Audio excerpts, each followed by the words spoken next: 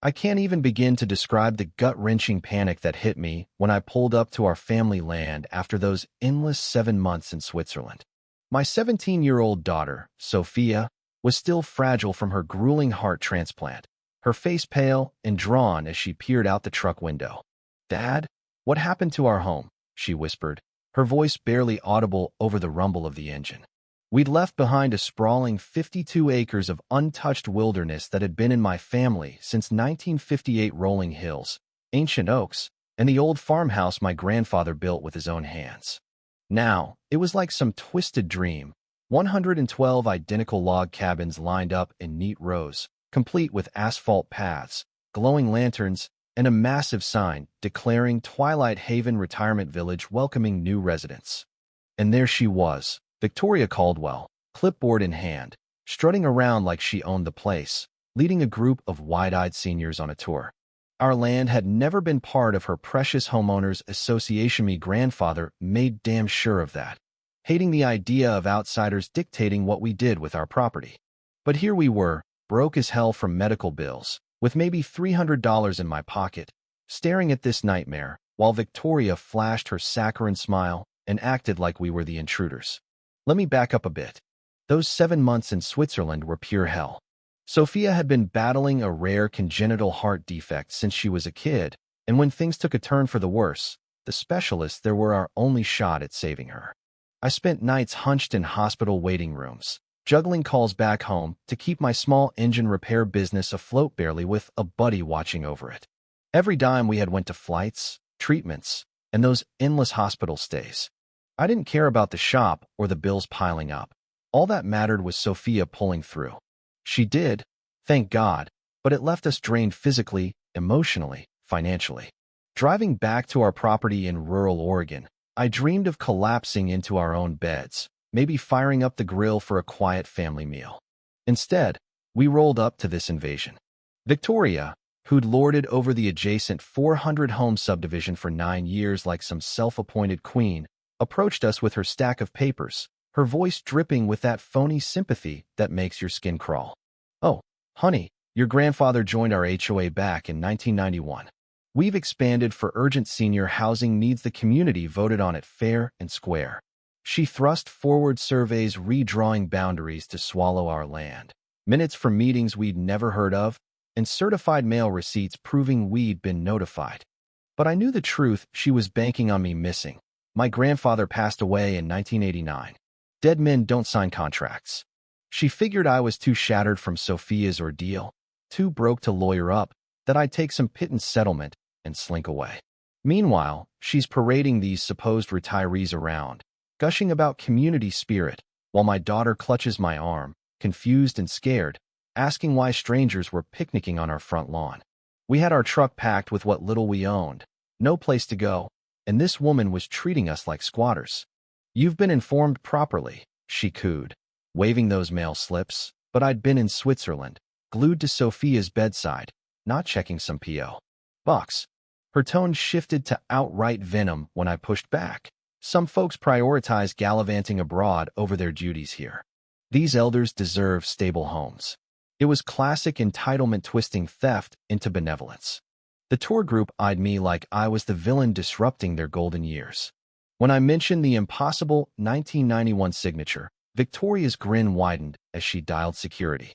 2 burly guards materialized, ushering us off association grounds, where they'd call the cops for trespassing. As we trudged back to the truck, I spotted something chilling, a moving van at the neighboring ranch, the one owned by old Mr. Ellis, who died 4 months earlier, as my cop friend back home had mentioned during a check-in call. Who the hell was Victoria really moving in here? And why did she seem so untouchable? That first night, we hunkered down in a Walmart lot, Sophia dozing fitfully in the passenger seat while I scoured Wi-Fi on my phone, piecing together this insanity. She kept murmuring, "Can we go home now, Dad?" And I'd choke back tears explaining some power-hungry woman had decided our 60-year family legacy was hers for the taking. By morning, I dove into her documents. The forgeries were blatant once you looked close. That 1991 HOA pact with my grandfather's signature, redrawn maps magically incorporating our acres, fabricated vote records from phantom meetings, and those mail proofs routed through her controlled address. I rang up my high school pal, Detective Ramirez, now in white-collar crimes. His voice dropped low. "Ethan, this rings bells. Meet me later." In his cruiser that afternoon, he dissected the papers. Signatures don't match, dates are off, legalese is patchwork plagiarism. Worse, I've seen this blueprint on 4 other parcels in the county folks away for deployments, illnesses, elder care. They returned to find their land gobbled by HOAs via similar scams. Ramirez unveiled Victoria's modus operandi. She preyed on the absent and vulnerable, forging expansions during emergency sessions owners never knew about. Our case's dead giveaway. Grandfather's 1989 death versus her 1991 doc. But it went deeper. Siphoned $3.2 million from HOA coffers over 9 years through inflated bids, ghost fees, and kickbacks from contractors hungry for her knots. She'd bullied dissenters with threats, social shunning, and bogus fines.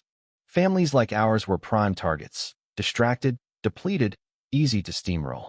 Victoria didn't take our digging lying down. The next day, complaints flooded in me, harassing residents, disturbing peace. She convened an urgent meeting framing me as a volatile threat to seniors, snagging a court order barring me within 600 feet of the subdivision. Steal my land, then legally ban me from reclaiming it? She spun a media tale of a selfless guardian fending off a deranged deadbeat who ditched his duties for European escapades. The gall, portraying my fight for Sophia's life as abandonment justifying her land grab.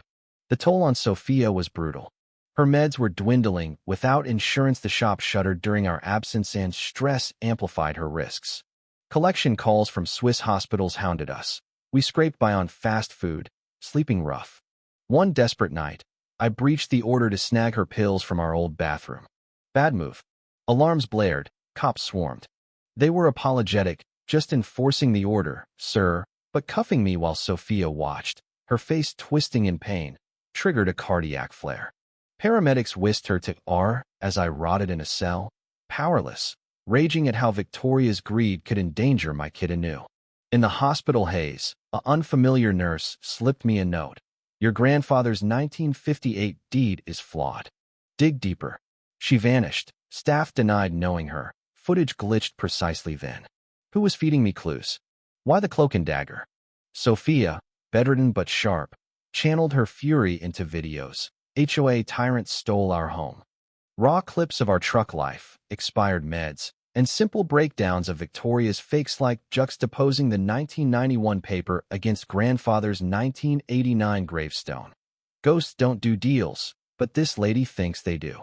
Her vid exploded to 6 million views in days, igniting a firestorm under HOA tyrant stole our home.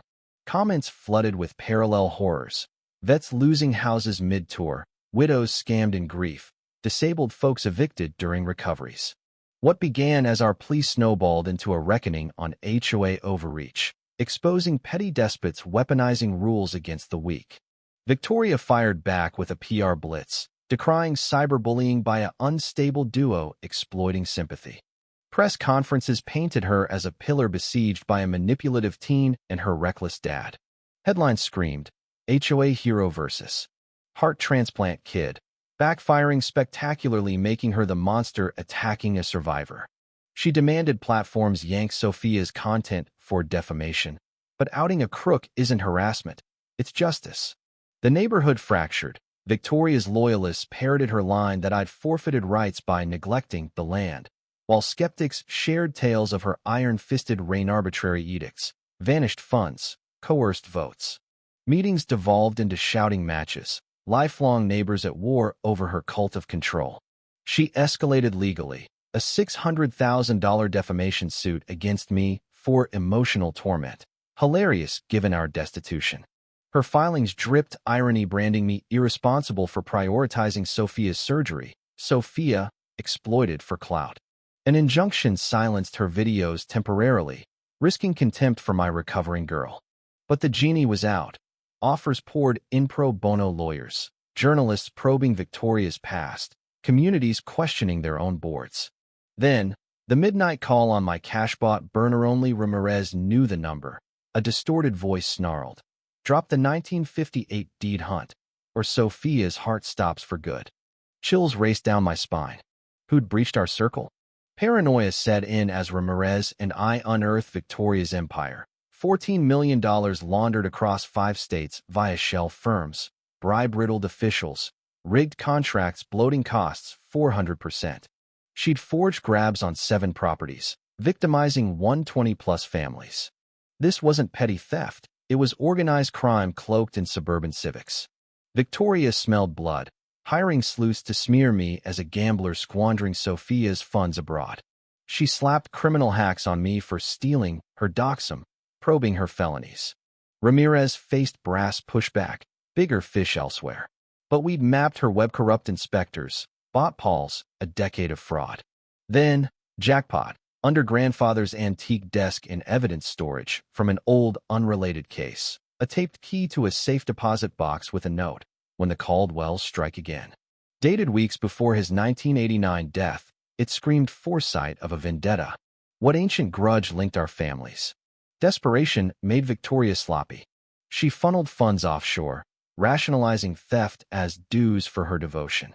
But Sophia's hashtag trended, unleashing nationwide exposés, bogus liens bankrupting elders, deployments dooming homes.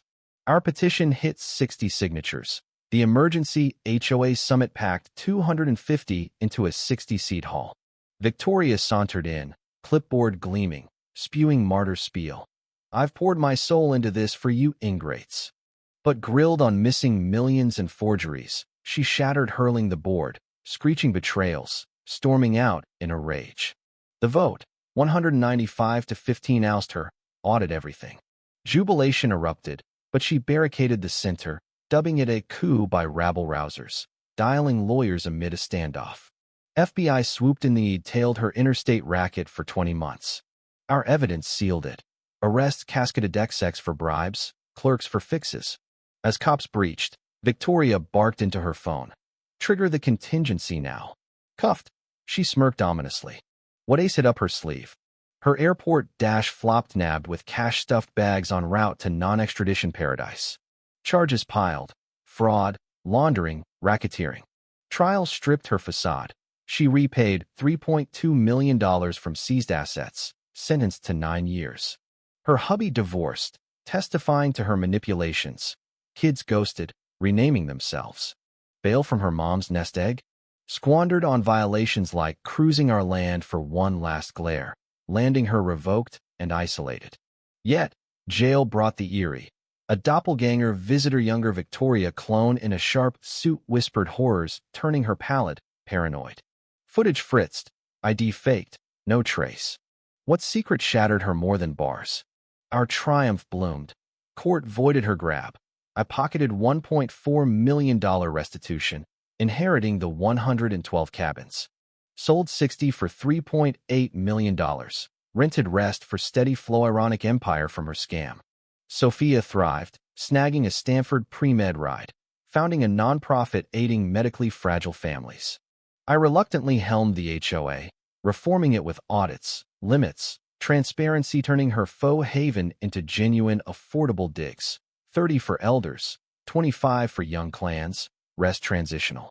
The scandal rippled, dozens indicted, laws revamped nationwide against HOA predation. Ramirez headed a fraud squad. Our precedent shielded countless. 2 years on, I visited her in federal pen. Haggard and orange, she sobbed apologies. I just craved appreciation for my sacrifices. But flashbacks hit truck nights, Sophia's scares, her near death from Victoria's stress. You nearly killed my daughter for land lust, I said flatly. Enjoy your cell. Sophia saves lives now. Driving off in my new SUV, closure washed over me. Our ordeal forged unbreakable bonds, sparked reforms, but left enigmas.